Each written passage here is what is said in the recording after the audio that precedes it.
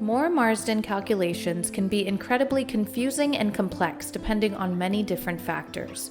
Moore-Marsden is actually named after two Supreme Court cases from the early 1980s. In the Marriage of Moore and Marriage of Marsden, an appellate case from 1982. It is used in California to help courts decide the most equitable and appropriate way to decide a community's interest in real property owned by one member of the marriage. Who needs a Moore-Marsden? Did either party own property before marriage? Then that means you.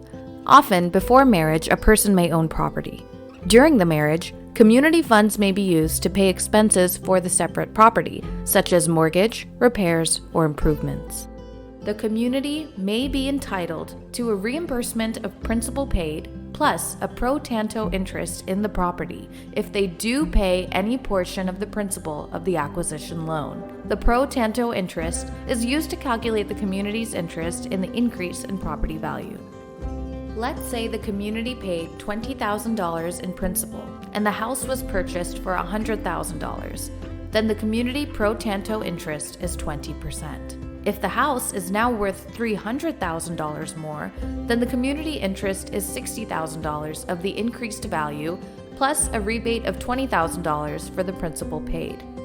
This means the community interest would be $80,000. Also, the community may be entitled to reimbursement for any major improvements made by the community on the separate property and an increased pro tanto interest. So keep your receipts. But what if I refinanced? Refinancing one or several times complicates the Moore-Marsden calculation, depending on all sorts of factors, including title of the property in the loan, equity pulled, terms of the loan, and a host of other factors. When do you need a Moore-Marsden? These calculations can become complex, and it would require an expert to sift through the nuance of each specific case. Calling Moore-Marsden experts will help you get through this stressful and complex analysis.